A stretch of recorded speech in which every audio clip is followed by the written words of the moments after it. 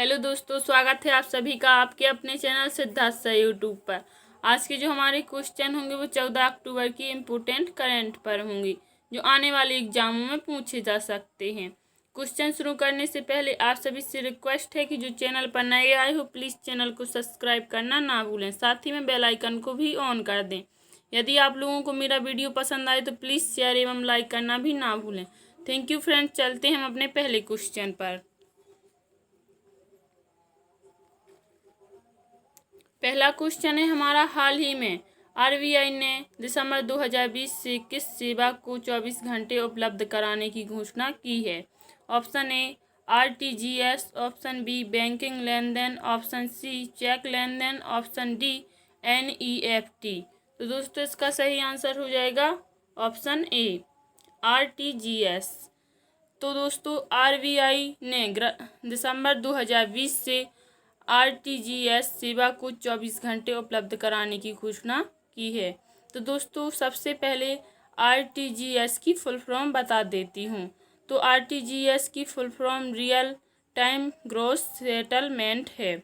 और दोस्तों वर्तमान में आरटीजीएस सेवा में ग्राहकों को लेन देन के लिए सुबह 7 से शाम 6 बजे तक की अनुमति होती थी, लेकिन दिसंबर 2020 से आरटीजीएस के तहत भुगतान प्रणाली 24 घंटे उपलब्ध हो जाएगी। और दोस्तों इस सुविधा से ग्राहक न्यूनतम राशि 2 लाख रुपए तक का भुगतान कर सकते हैं। तो फ्रेंड यहाँ बात हुई है आरबीआई बैंक की। तो फ्रेंड मैं बता दूं आरबीआई बैंक है जो पूरे बैंकों को रेगुलेट करता है, और आरबीआई का मुख्यालय बॉम्बे में स्थित है। और आरबीआई की स्थापना 1 अप्रैल 1935 को हुई है। और दोस्तों आरबीआई के गवर्नर शक्तिकांत दास हैं। इम्पोर्टेंट क्वेश्चन रहेगा दोस्तों आने वाले एग्जामों के लिए। चलते हैं दोस्तों हम अपने दूसरे क्वेश्चन पर। दूसरा क्वेश्चन है हमारा, हाल ही में अर्थशास्त्र के क्षेत्र में नोबेल पुरस्कार 2020 से किसे सम्मानित किया गया है? Option A Paul R Milgram को, option B Robert B Wilson को, ऑप्शन सी उपयुक्त दोनों, ऑप्शन डी जेनिफर डोडना को। तो दोस्तों इसका सही आंसर हो जाएगा ऑप्शन सी उपयुक्त दोनों को। तो दोस्तों अर्थशास्त्र के क्षेत्र में नोबेल पुरस्कार 2020 से पॉल आर मिलग्रॉस और रॉबर्ट वी विल्सन को सम्मानित किया गया है। और दोस्तों जो पॉल आर मिलग्रॉस हैं और रॉबर्ट बी विल्सन को यह पुरस्कार ऑक्शन थ्योरी यानी कि नीलामी सिद्धांत में सुधार और नीलामी के नए तरीकों का आविष्कार करने के लिए दिया गया है। तो फ्रेंड मैं आपको नोबेल पुरस्कार के कुछ इम्पोर्टेंट पॉइंट बता देती हूँ। तो नोबेल पुरस्कार की शुरुआत 10 दिसंबर 1901 में हुई थी, और यह पुरस्कार अल्फ्रेड नोबेल की याद में हर साल 10 दिसंबर को दिया जाता है। तो दोस्तों यह पुरस्कार 6 क्षेत्रों में दिया जाता है। एक है शांति, दूसरा साहित्य, तीसरा भौतिकी, चौथा रसायन, पांचवा चिकित्सा विज्ञान और छठवां अर्थशास्त्र के क्षेत्रों में दिया जाता है। इम्पोर्टेंट रहेगा दोस्तों आने वाले एग्जामों के लिए। चलते हैं दोस्तों हम अपने तीसरे क्वेश्चन पर। हाल ही में प्रधानमंत्री नरेंद्र मोदी ने किसके सम्मान में 100 रुपये का स्मारक सिक्का जारी किया है? Option A Subhash Chandra Bose, option B Vijaya Raje Scindia, option C Kalpana Chawla, option D Sarojini Naidu. तो दोस्तों इसका सही आंसर हो जाएगा ऑप्शन बी विजया राजे सिंधिया के याद में। तो फ्रेंड्स प्रधानमंत्री नरेंद्र मोदी ने विजया राजे सिंधिया के सम्मान में 100 रुपये का स्मारक सिक्का जारी किया है। तो दोस्तों जो विजया राजे सिंधिया हैं उनको ग्वालियर राजमाता के रूप से जाना जाता था, और यह बीजेपी पार्टी की संस्थापक सदस्यों में से एक थी। इम्पोर्टेंट रहेगा दोस्तों आने वाले एग्जामों के लिए। चौथा क्वेश्चन है हमारा, हाल ही में मृत्यु दंड के खिलाफ विश्व दिवस कब मनाया जाता है? ऑप्शन ए 10 अक्टूबर, ऑप्शन बी 11 अक्टूबर, ऑप्शन बी सी 12 अक्टूबर, ऑप्शन डी 9 अक्टूबर। तो दोस्तों इसका सही आंसर हो जाएगा ऑप्शन नंबर ए 10 अक्टूबर को। तो दोस्तों मृत्यु दंड के खिलाफ विश्व दिवस 10 अक्टूबर को मनाया जाता है। तो दोस्तों इस दिवस के बारे में जानते हैं।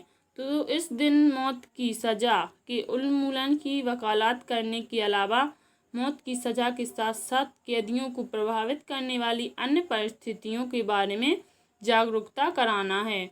तो दोस्तों मृत्युदंड के खिलाफ विश्व दिवस 2020 की थीम है। चलते हैं दोस्तों हम अपने 5वें क्वेश्चन पर। हाल ही में किस राज्य में भारत का पहला उन्नत विनिर्माण केंद्र स्थापित किया जाएगा? Option A Punjab, option B Tamil Nadu, option C Kerala, option D Uttar Pradesh. तो दोस्तों इसका सही आंसर हो जाएगा ऑप्शन नंबर बी तमिलनाडु में। तो दोस्तों तमिलनाडु राज्य में भारत का पहला उन्नत विनिर्माण केंद्र स्थापित किया जाएगा। और दोस्तों इस केंद्र के तहत राज्य को सौर ऊर्जा, इलेक्ट्रॉनिक्स, इलेक्ट्रिक मोबिलिटी और वस्त्र के क्षेत्रों में मदद प्रदान कराना है। तो दोस्तों बात हुई है यहाँ तमिलनाडु देश की। तो तमिलनाडु देश की राजधानी चेन्नई है। तमिलनाडु के प्रधानमंत्री पलानी स्वामी हैं। तमिलनाडु के गवर्नर बनवारी लाल पुरोहित जी हैं। तमिलनाडु के मुख्य न्यायाधीश ओमकारेश्वर हैं। तमिलनाडु के 3 पड़ोसी राज्य हैं केरल, कर्नाटक और आंध्र प्रदेश। और दोस्तों लोकसभा सीट 29 हैं, राज्यसभा सीट 18 हैं और विधानसभा सीट 234 है। इम्पोर्टेंट क्वेश्चन रहेंगे दोस्तों आने वाले एग्जामों के लिए। तो दोस्तों आप सभी को मेरा पढ़ाया हुआ और मेरी मेहनत पसंद आ रही हो तो प्लीज़ कमेंट में ज़रूर बताएं। चलते हैं दोस्तों हम अपने 6वें क्वेश्चन पर।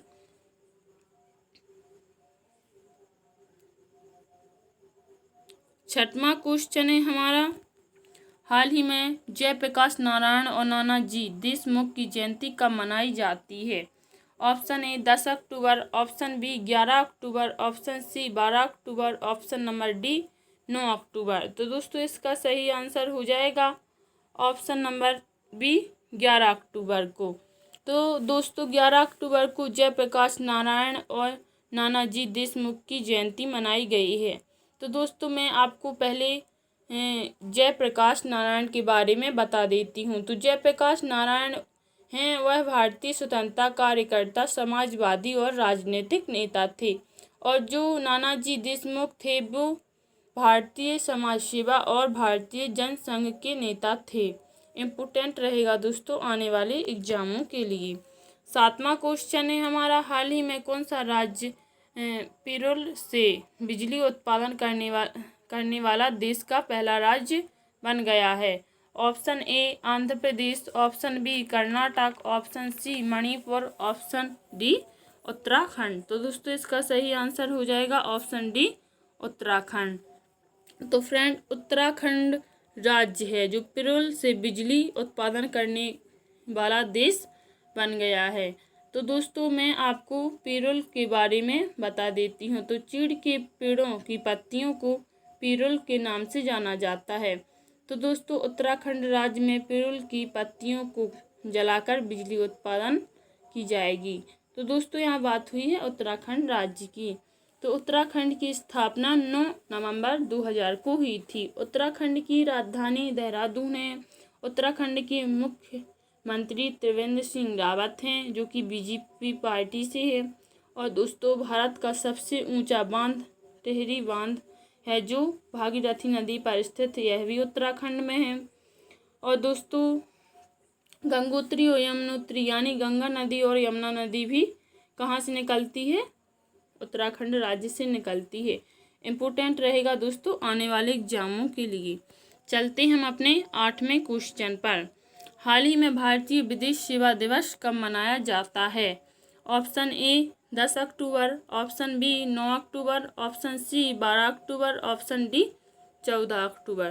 तो दोस्तों इसका सही आंसर हो जाएगा ऑप्शन नंबर बी 9 अक्टूबर। तो दोस्तों भारतीय विदेश सेवा दिवस 9 अक्टूबर को मनाया जाता है।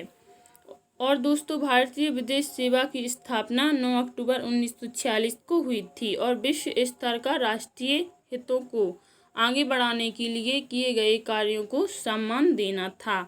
चलते हैं दोस्तों हम अपने 9वें क्वेश्चन पर। हाल ही में विश्व गठिया दिवस कब मनाया गया है? ऑप्शन ए 12 अक्टूबर, ऑप्शन बी 9 अक्टूबर, ऑप्शन सी 11 अक्टूबर, ऑप्शन डी 8 अक्टूबर। तो दोस्तों इसका सही आंसर हो जाएगा ऑप्शन ए 12 अक्टूबर को। तो दोस्तों जो विश्व गठिया दिवस है वह 12 अक्टूबर को मनाया गया है और इस दिवस को मनाने का उद्देश्य गठिया बीमारी को रोकने के लिए लोगों को जागरूक कराना है। और दोस्तों जो गठिया बीमारी है यह यूरिक एसिड के बढ़ने से होती है। 10वां क्वेश्चन है हमारा, हाल ही में किस देश की राजधानी में कोरोना वायरस की वजह से लाइट कर्फ्यू लगाया गया है? Option A Japan, option B Germany, option C Iran, option D Malaysia. तो दोस्तों इसका सही आंसर हो जाएगा ऑप्शन नंबर बी जर्मनी। तो दोस्तों जर्मनी देश की राजधानी बर्लिन में कोरोना वायरस की वजह से लाइट कर्फ्यू लगाया गया है। तो दोस्तों यहाँ बात हुई है जर्मनी देश की। तो दोस्तों जर्मनी देश यूरोप महाद्वीप में स्थित है। जर्मनी देश की राजधानी बर्लिन है। जर्मनी देश के प्रधानमंत्री डॉक्टर एंजेला मार्केल हैं। जर्मनी में कुल 16 राज्य हैं। थैंक यू फ्रेंड, कल फिर मिलते हैं नए इम्पोर्टेंट क्वेश्चनों के साथ। तब तक के लिए धन्यवाद। Thank you friend.